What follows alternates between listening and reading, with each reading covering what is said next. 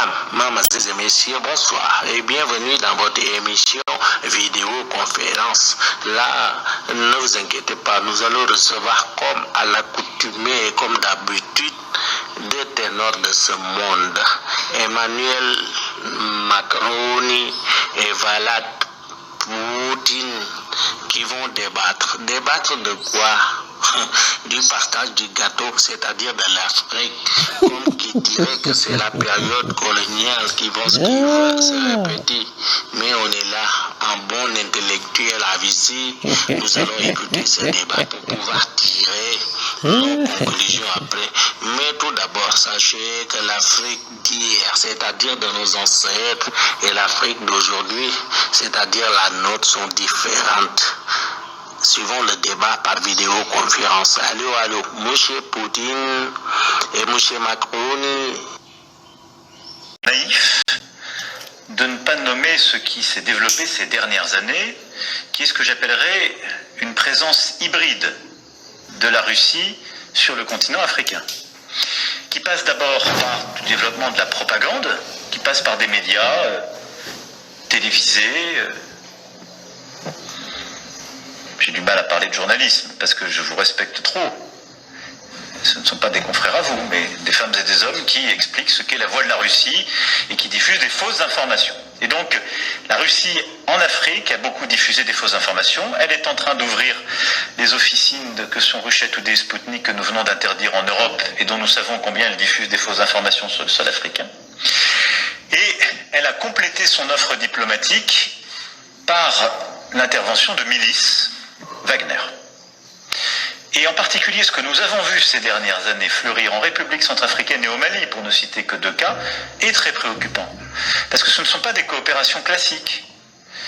À ce moment-là, c'est la Russie qui décide, par le truchement de milices, de venir en soutien soit à des pouvoirs politiques affaiblis, qui décident de ne pas gérer leurs problèmes de manière politique, mais de les militariser, soit à des juntes militaires qui n'ont aucune légitimité politique, pour leur dire « nous vous apportons sécurité et protection à vous, pas à votre peuple, à vous », en échange d'une influence russe et d'une captation des matières premières, avec souvent des exactions qui sont d'ailleurs documentées par la Commission des droits de l'homme des Nations Unies et toutes les missions qui s'y déploient. C'est ça ce qui se passe.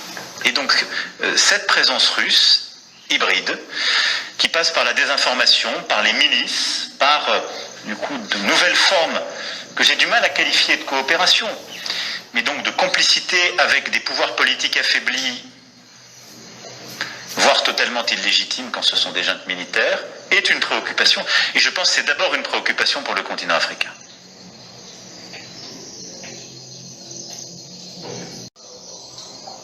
Dès que nous avons perdu notre confiance en nous-mêmes, un certain temps, l'équilibre des pouvoirs dans le monde a été rompu.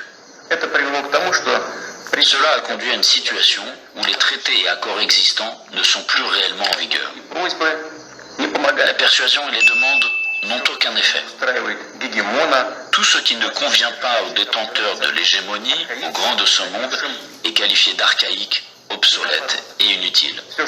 Et inversement, tout ce qui leur semble avantageux est présenté comme la vérité ultime, est imposé à tout prix, de manière insolente, par tous les moyens. Ceux qui ne sont pas d'accord finissent à genoux. Bien sûr, dans la vie pratique, dans les relations internationales, dans les règles pour les organiser, il était nécessaire de prendre en compte les changements de la situation dans le monde et de l'équilibre même des forces.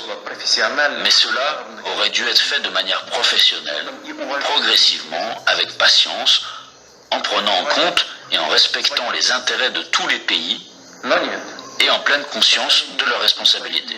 Or non, en raison de l'euphorie due à la supériorité absolue, d'une sorte de forme moderne d'absolutisme, et dans le contexte d'un faible niveau de culture générale et de fatuité de ceux qui ont préparé, pris et promu des décisions qui étaient rentables uniquement pour eux-mêmes, la situation a pris une tournure différente.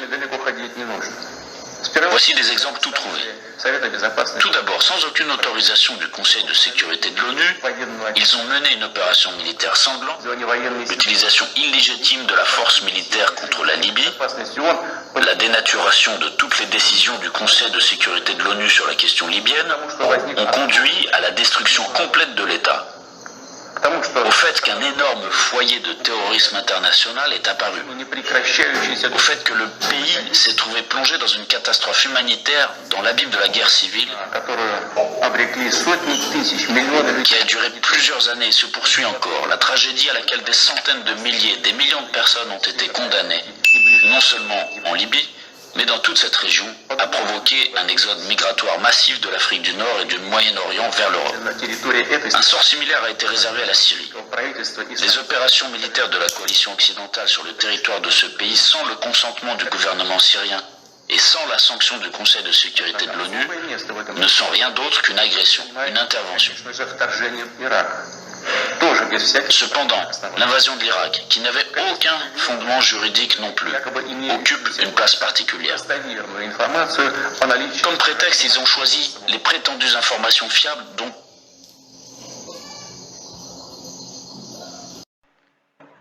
Mesdames, mademoiselles et messieurs, voilà, tout est dit.